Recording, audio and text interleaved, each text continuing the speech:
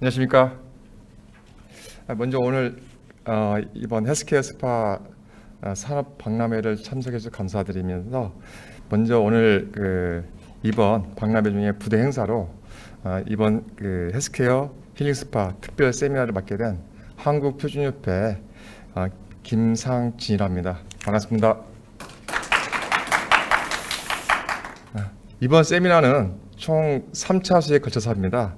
그래서 오늘 이 시간과 내일 2시부터 그리고 다음 주 화요일은 비대면으로 똑같은 시각 2시부터 세미나를 이번 비대면과 온라인 동시에 개최를 하는데요.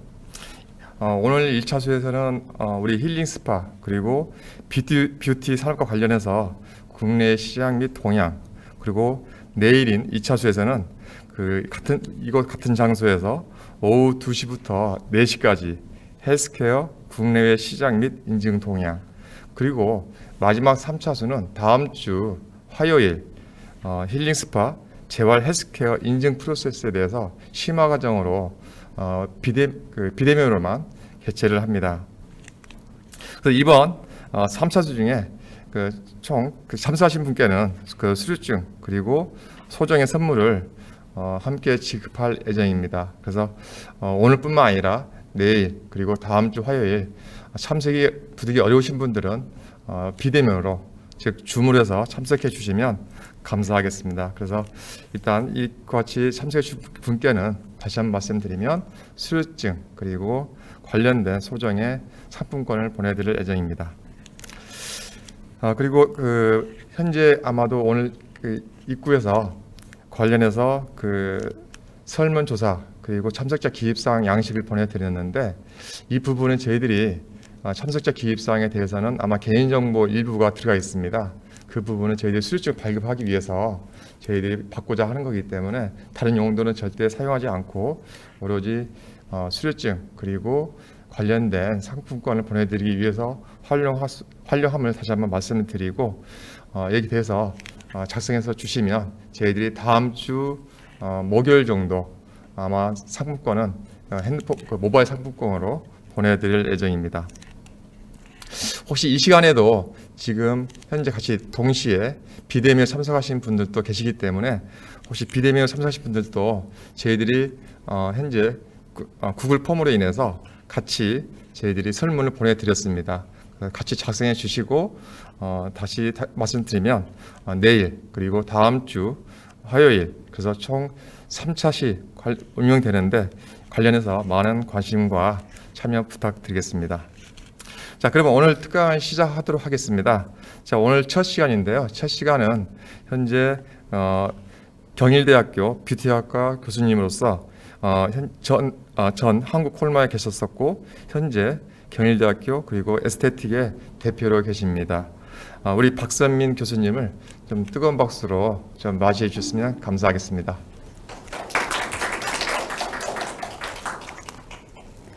네, 방금 소개받은 경일대학교 뷰티학과 교수 박선민이라고 합니다. 여러분들과 오늘 함께 세미나를 참석하게 돼서 매우 영광이고요. 일단 여러분들과 오늘 제가 말씀을 나눌 주제는 저희 뷰티 산업에 대한 얘기와 그리고 힐링 스파, 힐링 스파에 대해서 여러분들 어느 정도 아시고 계신지 모르겠네요. 스파 산업이 나날이 발전을 하고 있고 전 세계적인 트렌드를 함께 국내 스파도 가지고 움직이다 보니까 지금은 힐링의 시대다 해서 힐링 스파에 대한 말씀을 같이 나누도록 하겠습니다. 자, 목차를 간단하게 한번 보시면은요, 워낙에 강의는 1부, 2부로 나누어서 진행을 합니다. 그죠? 그래서 1부와 2부에 있어서 뷰티 산업 트렌드에 대한 거를 먼저 좀 살펴볼 예정이었고요. 그리고 두 번째 시간에 있어서 우리가 지금 오늘의 핵심 주제라고 할 수 있겠죠? 힐링 스파에 대한 이해, 인증 동향에 대한 얘기를 말씀을 드리려고 했습니다. 다만 요 진행 상태는 그대로 갈 건데요. 지금 쉬는 시간 없이 100여 분간, 그러니까 1시간 한 3, 40분 정도로 진행을 할 예정이기 때문에 참석해 주신 이렇게 선생님들께서 좀 편안한 마음으로 장시간 앉아 계셔야 합니다. 그래서 편안한 마음으로 함께 진행을 해 나갔으면 하는 바람이 있습니다. 자, 먼저 컨텐츠를 간단하게 보시면은요, 뷰티 산업에 대한 이해, 굉장히 트렌디한 부분입니다. 뷰티 산업은 그 어떤 산업군보다도 발빠르게 트렌드에 적용하면서 움직이고 있고요. 그래서 트렌드에 대한 얘기를 좀 나눠볼 생각입니다. 그리고 스파에 대해서 여러분들이 현장에 접목하실 수 있는, 그리고 현장에서 또 다른 산업으로 뛰어드실 수 있는 이 굉장한 발전 속도를 가지고 있는 스파에 대한 얘기를 좀 말씀을 드리고자 합니다. 중간중간에 이 큰 꼭지별로 제가 조금씩 이렇게 텀을 주면서 얘기를 할 테니까는요, 선생님들께서 편안한 마음으로 같이 함께 해주셨으면 좋겠습니다. 2부에 들어가서 ISPA라고 들어보셨는지 모르겠습니다. 인터내셔널 스파 어소시에이션이라 그래서 국제 스파 연맹이 이미 1991년에 창설이 되었습니다. 그래서 미국을 중심으로 창설이 되었고, 지금 현재는 유럽 스파 연맹과 태국 스파 연맹 등등등 하면서 이 대륙별로 혹은 나라별로 이런 스파에 있어서의 트렌드를 제시하고자 하는 이러한 집단들이 나타나고 있습니다. 그리고 마지막으로 힐링 스파 산업에 있어서의 인증 동향이 어떤 방향으로 지금 흘러가고 있는지, 그리고 어떻게 우리가 인증 동향에 대한 부분들을 앞으로 좀 개선해 나가고 발전해 나가고 혹은 만들어져 나가야 되는지에 대해서 함께 논의를 해보면 좋겠다는 생각을 했습니다. 자, 먼저 뷰티 산업군에 대한 얘기 말씀드릴게요. 자, 여러분, 이 강연을 지금 세미나를 준비하는 데 있어서 웰리스하고 힐링에 대한 말씀을 좀 드리고 싶습니다. 사실 웰리스, 웰빙 이러면 여러분들 너무 잘 아실 것 같아요. 이미 1990년대 미국에서 이 웰리스라는 개념이 처음 났는데요. 미국에서 나온 개념은 이미 1970년대였습니다.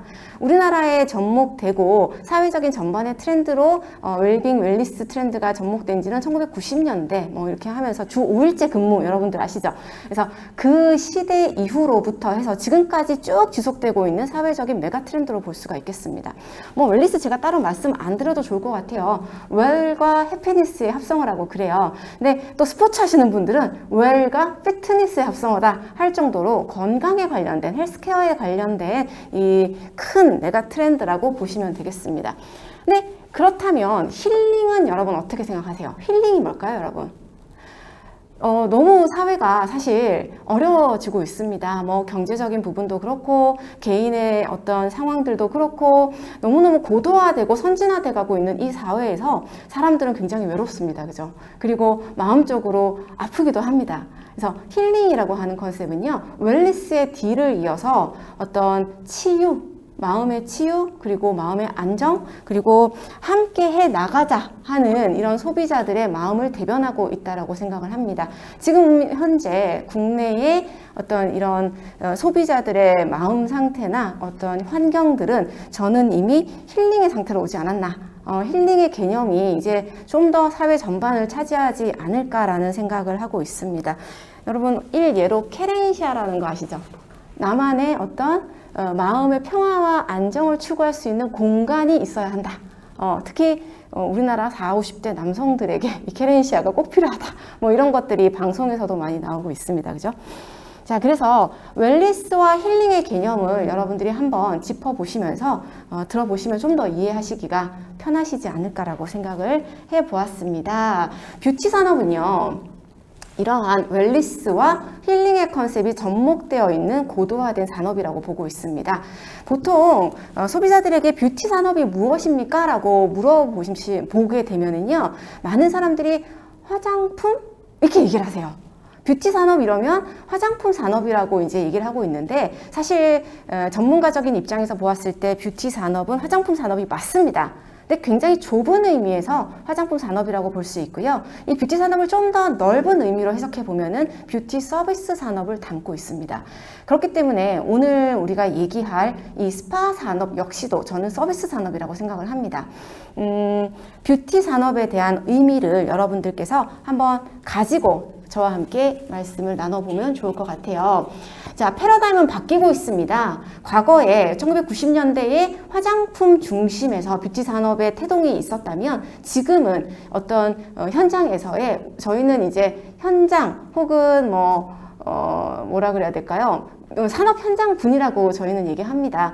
어떤 시술 중심으로 바뀌고 있다. 그래서 요즘에 너무나 핫하게 메디컬적인 분야에 미용이 많이 적용되고 있는 것들 보실 수 있으실 거고요. 또한 기기, 홈케어 시장이 어마어마하게 성장을 하고 있죠. 미용 기기 시장까지도 요즘에는 뷰티 산업의 하나의 군으로서 굉장히 타 분야에서도 기계 분야라든지 의료 분야라든지 타 분야에서도 이 분야를 굉장히 눈여겨보시고 있는 거라고 지금 보여지고 있습니다. 자, 글로벌과 국내 화장품 산업 뭐 이런 표가 나왔습니다. 그죠?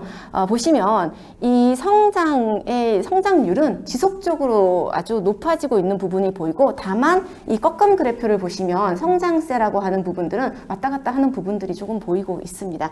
개별 국가에서 단위로 봤을 때 미국은 글로벌 이 화장품 시장의 가장 큰 시장입니다. 세계 1위를 차지하고 있고요.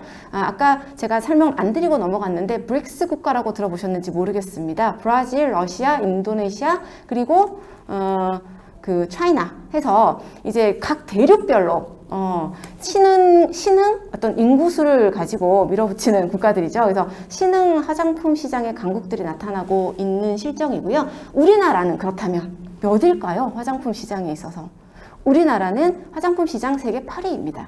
인구 대비 굉장합니다. 그죠? 앞으로 사실 우리나라는 지금까지 화장품의 수출이라든지 이런 부분들이 K-컬처라고 하는 이러한 문화를 타고 중국으로 굉장히 치움침이 많았다고 볼 수 있겠죠. 그러나 여러 가지 상황들, 국제 정세에 따라서 현재 중국 시장보다는 더 많은 다양한 대륙으로 발전시켜 나가고자 하는 정부의 노력도 있는 것으로 알고 있습니다. 제가 화장품에 대한 얘기를 좀 더 해볼까 합니다. 뷰티 산업은 화장품 산업이라고들 인식을 하시니까요. 그래서 우리나라 화장품의 산업에 있어서는 세대를 좀 나눕니다. 3세대 정도로 나눠서 이제 보통 얘기를 하는데요. 뭐 여러분 너무 잘 아시다시피 응팔이나 이런 거 보셨을 때 방문 판매라고 하는, 그죠? 그때는 태평양이었죠. 지금 뭐 아모레 퍼시픽이라고 얘기하고 있는 이 태평양 화장품이 화장품에 있어서의 현대적 의미의 우리나라의 화장품 시장을 선도해 왔습니다. 1990년대를 1세대로 보겠습니다. 태평양과 LG생활건강 같은 이 대기업 중심으로 해서 생산자 중심의 화장품 시장이 좀 이끌어서 우리나라에서 대변되어 왔다라고 보는 거죠. 가격 경쟁이 심했던, 그죠? 화장품의 가격이라고 하는 부분들이 매우 중요했던 시기로 보고 있습니다. 그리고 1999년에 화장품법이라고 하는 게 식약처에서 이제 만들어졌기 때문에 화장품이 개인의 어떤 국민의 생활에 있어서의 필수적인 요소, 그리고 없어서는 안 되는 요소로 국민들이 인식을 하기 시작한 때가 바로 이 1세대 태동기라고 보고 있습니다. 자, 2세대로 넘어가가지고 보시면은요, 유통이 굉장히 다양해집니다. 그리고 제가 아마 이 2세대 말쯤에 화장품 회사에 근무했던 것 같아요. 한국콜마라고 하는 지금 굴지에 중견기업이 되어 있는 제조업이라고 하는 화장품에 있어서의 제조업체들이 괄목할 만한 성장을 보이고 있는 것이 제2세대, 2000년대 초반이라고 보시면 될 것 같습니다. 그래서 한국콜마나 코스맥스와 같은 이런 대형 제조업체들을 중심으로 해서요, 화장품에 있어서의 기능성 성분이라든지 특허 성분들 같은 것들이 매우 많이 발달을 하게 되고, 공법, 제조 뭐 이런 것들이 엄청나게 고도화되기 시작하는 시대가 2세대, 2000년대 초반이라고 지금 생각을 해주시면 좋을 것 같고요. 화장품법이 또 하나 생깁니다. 2007년도에 화장품 전성분 표시제, 너무 잘 아시죠? 화장품도 사실 의약품이나 의약용품과 마찬가지로 인체에 이렇게 우리가 활용을 하는, 그것도 매일 활용을 하는 어떤 생필품이고, 이로 인해서 소비자들의 알 권리, 전성분을 표시를 함으로써 소비자들은 이제 화장품에 대해서 좀 더 전문가적인 소견을 가지고 접근을 할 수 있는 어떤 이러한 기반이 마련이 됐다라고 보는 거죠. 온라인 채널이 이때 등장하기 시작합니다. 2000년대 초반. 그러니까 따지고 보면 화장품 산업이라는 것이 한국에서 1990년대부터 시작해서 지금 2022년 현재까지 해서 한 30여 년간의 시간 안에서 괄목할 만한 성장을 벌인, 그래서 2세대 좀 넘어오면서 드디어 우리나라 정부에서도 제도적으로 이 화장품 산업에 대한 관심을 무지하게 가지게 되는 시점이 바로 이 2세대가 아닌가 생각을 합니다. 지금 현재라고 보시면 될 것 같아요. 3세대로 넘어오게 되면요. 지금은 어떤 유통이라고 하는 부분들이 굉장히 온라인 베이스로 바뀌었고, 뷰티 인플루언서들이 막대한 영향을 미칩니다. 모든 산업군에 뭐 마찬가지라고 생각은 됩니다만, 특히 이 뷰티 분야에 있어서의 유튜버라든지 인플루언서들은 어떤 그 영역이 무지하게 많이 확장되어 있고, 또 대기업에서도 아모레퍼시픽에서도 인플루언서를 활용한 요즘에 마케팅을 엄청나게 펼치고 있고, 그로 인해서 라이브 커머스 같은 방송에서 화장품 판매가 이들을 끼고 판매가 되는 부분들이 대기업에서 실시간으로 엄청난 판매 그 수를 조회 또는 판매량을 가지고 움직이고 있다 하는 것들도 여러분들 많이 기사로 보셨을 것 같아요. 기능성은 물론이고요. 우리나라 지금 화장품 시장이 전 세계 8위를 차지할 수 있는 부분은 사실 다양한 어떤 융합된 이런 컨텐츠들이 화장품에 녹아져 있지 않냐라고 생각을 합니다. 의료 기술, 제약회사에서 화장품 산업에 뛰어들었습니다. 마데카솔이라고 제가 말씀을 드려도 될지 모르겠는데, 동국제약이라든지 여러 제약회사에서 화장품을 지금 시작을 했고요. 그리고 의료시장, 그죠? IT 시장, ICT 시장이라고 얘기합니다. 이러한 플랫폼 기반에 된 부분들도 화장품 산업으로 집중을 하고 있습니다. 그래서 어떻게 보면 이 화장품 산업은 굉장히 생명공학 기술, 그리고 IT 기술, 그리고 산업에 있어서의 문화적인 어떤 이러한 컨텐츠 요소들을 다 담고 있는 종합 예술품이 아닌가라는 생각까지 하게 합니다. 그래서 화장품에 대해서 이 시장 상업적인 이 산업군에 대해서 제가 빠른 속도로 좀 나누어서 여러분들께 간략하게 말씀을 드려보았습니다.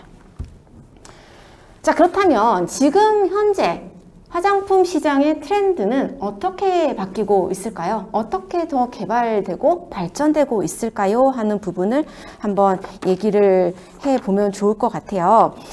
일단 먼저 화장품 시장은요, 지속 가능성입니다. ESG 경영이라고 요즘에 많이 들어보시죠? 환경을 생각하는 이런 ESG 경영의 개념이 화장품의 원료, 그리고 유통, 그죠? 그리고 사회의 투명성, 이런 것들을 반영하면서 지속 가능성을 하나의 키워드로 가지고 가고 있습니다.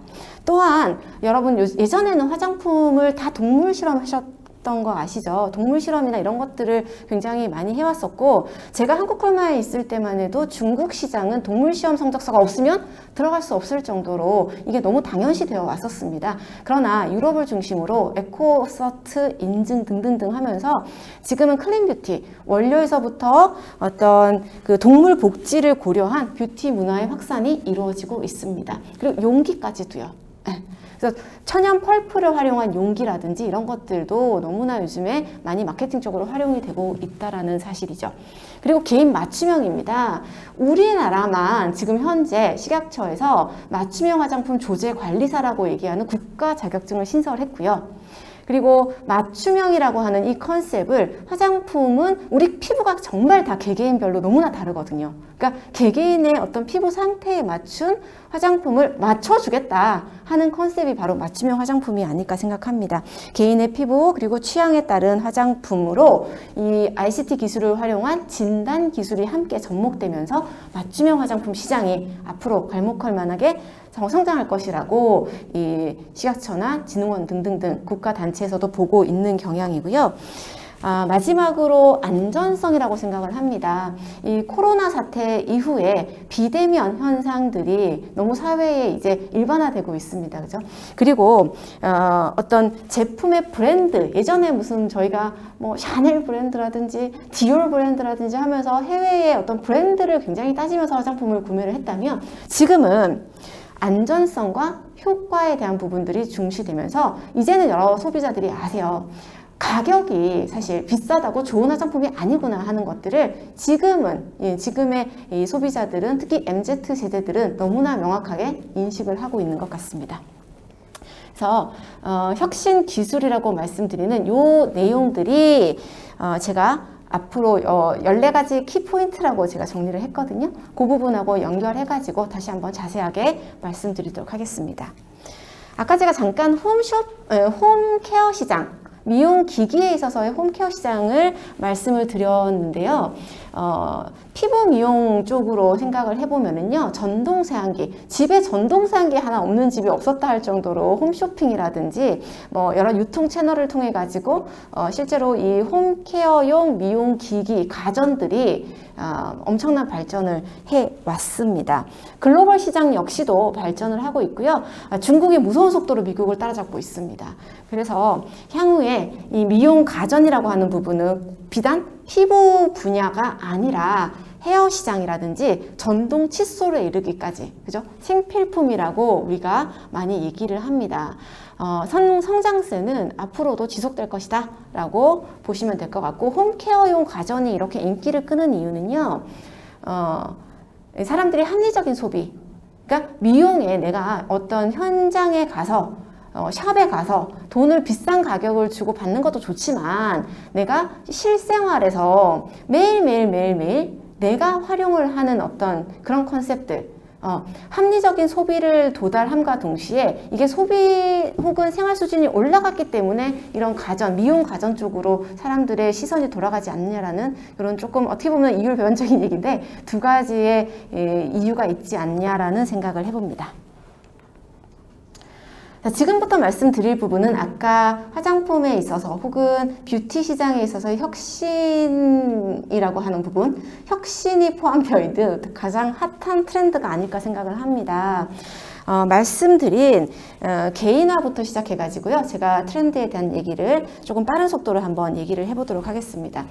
먼저 큰 틀에서요. 이 뷰티 산업의 화장품 산업이라고 하는 부분은 제조와 유통, 제조 기술이 어떻게 발전되어 왔는지, 유통은 또 어떻게 발전되어 왔는지, 그리고 뷰티 제품에 있어서의 개발, 제품 개발이 어떤 상황으로 또 지금 현재 발전하고 있는지, 그리고 가격에 대한 부분이라든지, 그리고 마케팅과 머천다이징, 가격하고 맞물리는 부분일 수 있겠죠. 그리고 마지막으로 고객 체험이라고 하는 거, 옴니 채널이라고 들어보셨을 거예요. 고객 체험 기반된 이러한 트렌드들이 화장품 시장을 이끌고 있습니다. 하나하나 말씀드리도록 할게요. 정교화되고 있습니다. 맞춤형 화장품 시장은 보다 더 정교화되고 있고요. 이제는 무슨 소분을 해준다거나 뭐 어떻게 얘기할까요? 이렇게 좀 나눠서 이게 그냥 이게 던져주는 형태가 아니라 진단에서부터 시작해서 피부 진단에서부터 시작해가지고 사실은 피부의 타입에 따라서 우리가 맞춤형 화장품을 많이 생각을 해왔는데요. 지금은 색조 시장까지도 색조 시장까지도 본인의 어떤 개인의 피부 톤이라든지, 그죠? 이런 부분에 맞춰서 다양한 어떤 기술을 접목해서 이루어지고 있더라 하는 부분이고요. 뒤에 또 나올 겁니다. 개인별 맞춤 서비스, 데이터베이스를 빅데이터를 활용해 가지고요. 우리 핸드폰으로 이 빅데이터들을 모읍니다. 그래서 이 업체에서 개개인 소비자들에게 화장품에 대한 정보, 혹은 화장품을 어떻게 활용하세요 하는 지도, 그리고 화장품의 구매까지도 원스톱 서비스로 이루어질 수 있는 이러한 개인화 작업들이 이루어지고 있다 말씀을 드릴게요. 그리고 두 번째로 뭐냐 하면 대형 뷰티 기업, 여러분 많이 아시는 기업일 수 있습니다. 로레알. 프랑스 회사인데요. 로레알을 보통 이제 우리나라에 헤어 제품이 많이 들어가 있으니까 헤어 제품 회사인가 생각하실 수 있는데, 화장품 시장에서 가장 큰 폭을 차지하고 있는 것도 헤어 시장이고요. 다만 로레알이 지금 현재 대륙별로 아주 핫한 회사들을 사들이고 있습니다. 그리고 협업하고 있습니다. 이러면서 파트너십 혹은 인큐베이팅 이러한 제도들을 통해서 뷰티 산업에 있어서 좀 더 유통적인 부분에서 확장시키기도 하고 또 아주 그 지역 안에서 지역적으로도 대기업들이 많이 확장이 되면서 움직이고 있는 이러한 유통에 대한 부분들도 살펴볼 수가 있겠고요. 남성 화장품 시장은 한국이 세계 5위입니다. 아까 제가 말씀드린 한국 화장품 시장이 세계 8위라고 말씀을 드렸는데, 한국의 남성들이 화장품에 대한 거부 반응이 전 세계적으로 가장 또 별로 많지가 않은 것 같아요. 남성 시장, 화장품 시장이 이 우리나라 국내 화장품 시장을 또 견인하고 있고요. 이거는 어떻게 보면 세계적인 트렌드라고 볼 수도 있겠습니다. 유로모니터라고 하는 화장품 전문 그 모니터링 회사 혹은 이 시장 조사하는 업체인데요. 보통 지금 이들이 얘기하는 부분에서도 우리나라 남성 화장품 시장은 미국 시장의 3배라 그래요. 그 정도로 남성에 대한 부분들이 국내를 중심으로 해서 핫하게 움직이고 있더라 하는 것들도 볼 수가 있겠습니다. 키워드를 좀 보실게요. 뷰티거스 글로벌이라고 제가 뭐 이렇게 얘기를 하고 있는데 SNS를 통해 가지고요. 이 뷰티 제품, 화장품들은 전 세계적으로 퍼지고 아까 말씀드린 그 로레알 회사하고도 지금 같은 얘기예요. 지역적으로도 또 집중해서 가는 부분들 K뷰티가 그 세포라라고 들어보셨는지 모르겠습니다. 그 미국의 굉장한 큰 우리나라로 치면 올리브영 같은 이러한 화장품 전문 이제 브랜드들을 취급하고 있는 유통망인데요. 세포라가 한국에 들어왔습니다. 근데 반대로 우리나라 제품 중에 닥터자르트라고 아시는지 모르겠습니다. 닥터자르트가 미국 세포라에 또 진출을 했습니다. 이렇게 국내외적으로 유통망들도 교류가 되고 있고요. 그리고 국내외적으로 제품들도 서로 교류가 되고 있는 이러한 것들도 볼 수가 있겠습니다. 제품 성분에 대한 얘기를 한번 해볼까 합니다. 비건 화장품 들어보셨는지 모르겠습니다. 요즘에 친환경으로 뭔가 제조된 동물 실험 역시 하지 않고요. 그리고 원료에서부터 아주 친환경적인 유기농이라든지 이런 것들의 원료를 재배를 해서 화장품에 성분으로 활용하고 있는 이런 비건 스킨케어 시장 같은 경우들도 시장이 굉장히 지속적으로 이게 지속적인 어떤 발전 방향을 말씀드리는 거거든요. 그래서 지속성을 가지고 공급망이 확대되고 있고 미용 성분들이 이렇게 생명공학 업체들하고 그죠? 파트너십을 맺으면서 아주 고도화된 성분으로 발달을 해 나가고 있다 하는 말씀을 드리도록 할게요. 자, 또 하나는 뭐냐 하면은요, 지속 가능성. 두 번째는 패키지입니다. 생분해가 가능한 이러한 패키지를 활용하기도 하고요.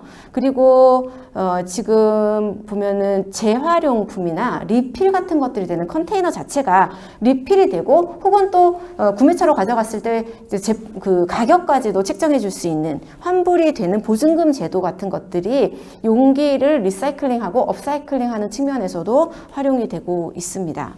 이런 거 보시면요, 입생 로랑이라든지 여러분들 너무 잘 아시는 브랜드들에서도 리필 가능한 앰플 같은 것들 나오고 있거든요.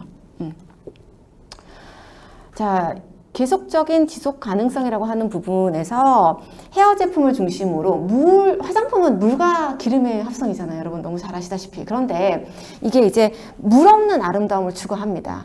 그러니까 물이 없다란 얘기는 결국은 차세대 어떤 친환경 사회적인 트렌드라고 보실 수가 있겠습니다. 그래서 샴푸인데요. 물 없는 샴푸 이런 거.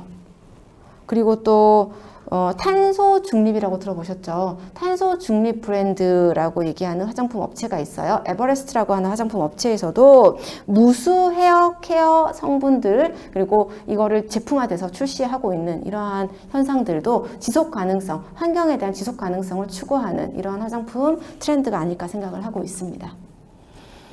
자, 그리고 예전 같으면 우리가 이제 화장품은 좀 비싼 게 좋은 거 아닐까? 뭐 이런 생각도 했고, 하지만 실제로 유수에 좋은 이런 뭐 브랜드들이라고 얘기할게요. 디올이나 입생 로랑 같은 이러한 어떤 샤넬이나 이러한 제품들을 만들어주는 제조회사에 그 브랜드들이 중소 브랜드들이 함께 그죠? 화장품들을 같이 넣어서 만듭니다. 그냥 브랜드가 중요한 게 아니라는 거지, 그죠? 브랜드가 중요한 것이 아니라 다양한 가격대에 여러 소비자들이 자기에게 맞는 화장품들을 찾아갈 수 있도록 다양성을 보장해주고 그리고 다양한 가치를 맞춰주고 있고 이게 요즘의 화장품의 트렌드가 아닐까 생각을 합니다. 그리고 화장품은요 웰니스 컨셉하고도 같이 접목이 되면서 움직입니다. 더 긴밀하게 통합이 되는데 이거는 피부 분석을 통해 가지고 라이프 스타일이라든지 개인의 어떤 맞춤형으로 화장품을 제시하고요. 여기에 더 나아가서 식이요법이라든지 건강에 대한 조언까지도 이루어지고 있죠. 스마트 기술이 발달하면서 이러한 현상들이 화장품에 녹여져서 나타나고 있다라고 보고 있습니다. 제가 여기 말씀드리는 뭐 히메널스라든지 이런 브랜드들은 건강 문제에 대한 원격 진단을 해주고요. 여기에 따라서 어떤 개개인에 맞추는 뭐 노화 방지 크림이라든지 헤어 케어 제품이라든지 이런 것들을 만들어내고 있는 회사입니다. 자, 빅테크 기술을 너무 잘 아실 것 같아요. 사회적인 뭐 어마어마한 지금 재정적인 부분도 투자되고 있고 스타트업들도 엄청나게 많이 발달을 하고 있고 빅테크 기술이 뷰티 업계에 접목이 되고 있습니다. 빅테크를 기반으로 한 라이브 스트리밍이라고 말씀을 드리죠. 라이브 스트리밍이 뷰티 인플루언서들 사이에서 굉장히 주목받고 있는 유통 채널일 수 있고요. 여기 아마존이라든지 구글이라든지 알리바바와 같은 이런 플랫폼들이 전용 뷰티 제품을 판매하는 플랫폼을 운영함과 동시에 라이브 방송을 합니다. 그래서 라이브 스트리밍을 통해서 뷰티 쇼핑을 이 온라인으로 끝낼 수 있도록 그렇게 또 진행을 하고 있다라고 그러죠. 이 시장이 앞으로는 우리가 간과할 수 없는 어떻게 보면 유통의 대부분이 될 수도 있는 부분이라고 생각을 합니다. 고객이 직접 체험해보는 거 중요한 것 같아요. 화장품도 그렇고 옷도 그렇고 입어보지 않고 사지 않겠다. 내가 써보지 않고 사지 않겠다. 뭐 이런 생각을 가지신 분들도 많은데요. 가상의 체험을 통해서 써보실 수 있도록 만들어줍니다. Try on이라고 얘기하는데요. 이게 이제 코로나 환경에서 비대면, 비접촉을 소비자들이 원하다 보니까 더 괄목할 만한 성장세를 가지고 있는 부분입니다. 증강현실 같은 것들을 활용해 가지고요. 소비자들이 제품 테스트를 내 얼굴에 얹어보게 되고 변화되는 부분들을 카메라를 통해서 또 확인할 수 있고 이러한 부분이라고 생각을 합니다. 구글 같은 경우에도요. 구글 서치라고 하는 프로그램에다가 맥 아시는가요? 이 화장품 브랜드입니다. 색조 화장품 브랜드인데요. 맥이라든지 로레알이라든지 에스테 로더와 같은 이러한 브랜드들이 함께 제휴가 되면서 가상의 테스트를 해주는 거죠. 카메라로 고객이 사진을 찍어가지고 보내게 되면은요, 이 자기의 얼굴에 맞는 메이크업의 제품이라든지 가상의 제품을 얼굴로 보여줄 수 있는 이러한 서비스들이 또 이루어지고 있습니다. 아까 클린 뷰티에 대한 말씀은 제가 좀 드렸습니다. 성분의 투명도 그리고 화장품의 또 굉장히 많은 부분을 차지하고 있는 용기의 어떤 투명성, 재생 제품 이런 것들이 클린 뷰티를 이끌어 갈 것이라고 보고 있습니다. 그리고 맞춤화에 대한 부분들이 기기도 홈케어 기기에 대한 부분들도 스마트폰하고 연동되면서 개인별 맞춤형으로 지금은 더 발달되고 있는 것들도 볼 수가 있겠고요. 마지막으로 아까 말씀드린 옴니 채널에 대한 경험 창출입니다. 그러니까 뭐냐 하면 이 플래그십 스토어 같은 것들을 만들어요. 유통망에서. 화장품의 플래그십 스토어를 만들어서요. 여기서 바로 사는 게 아닙니다.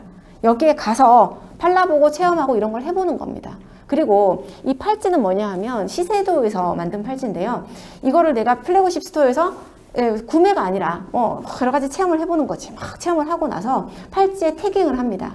그리고 나서 이 태깅된 그 제품은 내가 살 품목인 거죠. 그리고 자동 결제가 되고 나는 집으로 제품을 받아볼 수 있습니다. 그것도 매우 빠른 속도로요. 그래서 이러한 어떤 옴니 채널의 경험을 창출해 주는 것도 지금 현재 뷰티 화장품 시장에 있어서의 트렌드라고 보시면 될 것 같아요. 중복되는 부분도 좀 보이시죠? 보시면 어떤 흐름이라고 하는 거를 좀 보실 수 있으실 것 같습니다. 화장품 시장의 흐름을 좀 파악을 하시게 되면 사업에 어떻게 접목을 하실 수 있을지, 어떻게 뛰어들어야 되는지 이런 또 흐름도 보이시지 않을까라는 생각을 합니다. 뷰티 산업에 대한 얘기는 그래서 일단은 스파를 통해서 좀 더 자세하게 말씀을 드리도록 하고요. 화장품에 대한 얘기는 이 정도 하면서 마무리하도록 하겠습니다. K-뷰티에 있어서의 스왓 분석이라고 얘기를 했습니다. 자료에 제가 들어가 있는지 모르겠어요. 자료에도 넣은 것 같은데요. 보통 여러분들도 이게 이제 마케팅적으로 스왓 분석 이런 거 너무 이렇게 오디너리 아주 예전 좀 방식이긴 합니다만은 화장품에 있어서의 수업 분석을 한번 해보았습니다. 우리나라 화장품에 대한 얘기고요. 이것들이 이제 글로벌하게 어떻게 조금 더 우리가 활용할 수 있는지에 대한 부분을 말씀을 드리는 거였습니다. 아마 교재라고 하면 좀 이상하고요. 책자에도 나와 있으신 걸로 파악이 돼서 일단 요거는 넘어가도록 할게요. 제가 생각했던 부분은 이런 거였습니다. 저도 자료를 쭉 정리해보고 얘기를 해보면서 혁신 원천에 대한 부분을 생각하지 않을 수가 없었습니다. R&D가 화장품에 있어서 얼마만큼 중요한지에 대한 부분들이 정말 기본적으로 갖춰져야 되지 않냐라는 생각을 해보았고요. 그리고 네트워크였습니다. 로레알이라고 하는 거대 기업이 앞으로는 더 시장을 잠식할 것이다 라는 것들을 보면서 우리나라 역시 이 K뷰티 산업, 화장품 산업에 있어서 네트워크 형성이 매우 중요하지 않을까라고 생각을 하고 있고, 이것은 국내 기업 간의 네트워크뿐만이 아니라 글로벌하게도 움직일 수 있는 이런 부분들을 생각을 해보게 되었습니다. 그리고 인력에 대한 부분, 지금 사실 식약처에서 지금 아주 야심차게 밀고 있는 맞춤형 화장품 조제관리사라고 하는 이 국가시험과 맞춤형 화장품 조제관리사가 사실 좀 비판의 시각도 있는 걸로 알고 있습니다. 이게 다만 어떤 자격증을 보유한 인력이라기보다도 좀 더 맞춤화돼서, 다시 말해서 좀 더 인사이트를 가진 전문인의 양성이 필요하다. 좀 다양한 조건이 필요하다. 좀 성분에 대해서도 알아야 되고, 그리고 시장에 대해서 트렌드에 대해서도 좀 더 알아야 되고 하는, 좀 더 이렇게 고급화된 인력에 대한 문제를 제기하는 이러한 시각들도 우리가 좀 생각해 볼 필요가 있지 않는가라는 생각을 하고요. 제가 오늘 인력에 대한 얘기는 좀 할 것 같아요. 왜냐하면 이 뷰티 산업 힐링 스파에 대한 얘기를 할 때도 제가 학생들을 취업을 하고 이렇게 현장에서 만나게 되고 보내게 되고 하면은요, 실제로 일이 힘들어서 그만둔다라는 친구 많지 않습니다. 그 정도로 학교에서 트레이닝을 해서 나가거든요. 그런데 문제는 뭐냐 하면 이 뷰티 산업, 특히 스파 산업이라고 하는 부분에서 뷰티 분야에서 얘기를 해보자면 너무 이 편차가 크더라. 인력에 있어서의 그 역량의 편차가 너무나 크고, 이런 부분들이 어떻게 보면은 우리 오늘 인증에 대한 얘기를 나눌 때 좀 생각해 보아야 될 과제지 않나라는 생각을 합니다. 네. 자, 스파에 대해서 얼마나 아시고 계실까요? 제가 이제 일반 뷰티 전문가들 아닌 분들하고 같이 얘기할 때 스파라고 얘기하면 사람들이 막 이렇게 얘기해요. 목욕탕 아닙니까? 이런 얘기를 하세요. 사우나 아닙니까? 일정 부분 맞습니다. 무슨 얘기냐면 이 스파는 물을 활용을 하거든요. 네. 물에 있어서 물이 다양한 어떤 특징을 가지고 있죠. 부력도 가지고 있고 압력도 가지고 있고, 이게 뭔가 호수 같은 걸로 쏘면은 압을 가지잖아요. 압력도 가지게 되고 가장 중요한 온도 같은 것들도 있고, 이게 의료적인 형태에서도 수치료로서 굉장히 많이 예전부터 논의되고 있는 부분이죠. 스파는 물을 활용을 하기 때문에 이 온천이라고 하는 개념도 매우 중요하게, 사실 모든 물이 온천일 필요는 없습니다. 그렇지만 온천의 개념을 가지고 스파에 접근하는 이런 테라피들이 또 존재를 합니다. 물이 그만큼 스파에 있어서는 중요하다고 얘기를 드릴 수 있는 거고요. 현대적 의미에서 스파에는 이런 겁니다. 최첨단 시설이 들어갑니다. 물을 활용할 수 있는 다양한 장비, 그리고 또 인체에 어떤 좋은 영향을 미칠 수 있는 여러 가지 장비가 들어갈 것이고요. 그리고 굉장히 고도화된 시설. 지금까지 보면은 스파들은 굉장히 좀 럭셔리합니다. 그죠? 이런 시설과 더불어서 굉장히 고도화된 전문화된 인력이 주는 서비스, 프로그램에 대한 부분들이 같이 접목되어서 종합적인 웰빙 산업, 힐링 산업에 있어서의 어떤 결정체가 아닐까라고 생각을 하죠. 현대적 의미의 스파를 한번 보시면은요, 바디, 마인드, 소울이 삼위일체가 돼야 됩니다. 우리 몸과 마음과 정신에 있어서의 밸런스를 맞추는 것이 스파의 목표이고요. 그래서 이러한 밸런스를 맞추는 데 있어서 정말 전문화되고 다양화된 프로그램을 제공해 줌과 동시에 소비자들이 어떤 마음의 평화를 누릴 수 있는, 그죠? 이러한 개념이 웰빙을 추구하고 힐링을 추구하는 것이 현대적 의미의 스파입니다. 우리나라 곤지암에 가게 되면요, 경기도 곤지암에 위치하고 있습니다. 데스티네이션, 목적이란 뜻이잖아요. 체중 감량을 목표로 해가지고 미국에서 시작이 됐습니다만은 우리나라에는 짱이 좋기 때문에 이 데스티네이션을, 미국은 산 하나가 습하거든요. 근데 이렇게까지는 갈 수는 없지만 우리나라에도 리조트를 중심으로 해서 여러 가지 건강, 웰빙 이런 거에 컨셉을 맞춘 프로그램들을 체험해 볼 수 있는 데스티네이션 스파가 존재하고 있고요. 역시 여기도 곤지암에 있는 스파, 시기, 그러니까 레스토랑까지 가지고 있었습니다. 지금 현재는 비대면 뭐 이런 것들 때문에 좀 문은 닫은 상태지만 종합 건강 서비스를 제공해주는 곳이라고 보시면 되겠습니다. 그리고 도시명 스파, 서울에 이제 청담동이나 강남을 중심으로 해서 매우 빠르게 발전을 한 개념이고요. 우리나라도 지금은 이제 직영점을 가지고 있는 이런 데이 스파들이, 그러니까 하루에 한 3시간, 2시간 내지는 3시간을 투자해서 내가 건강한 몸과 어떤 좀 평온함을 가지겠다. 그리고 여기에는 미용의 개념이 들어갑니다. 그래서 데이스파는 미국에서 굉장한 유행을 했던 개념인데요. 이러한 데이스파가 우리나라에도 대도시를 중심으로 굉장히 확산이 되고 있는 것들 볼 수가 있겠고요. 호텔과 리조트, 제가 이따가 스파 트렌드 얘기할 때 겔랑 스파 말씀드릴게요. 호텔에, 신라 호텔에 들어가 있는 스파고요. 우리나라뿐만 아니라 전 세계적으로 호텔이나 리조트, 특히 태국이나 이런 동남아시아의 관광지를 중심으로도 이런 호텔 앤 리조트 스파들을 볼 수가 있겠습니다.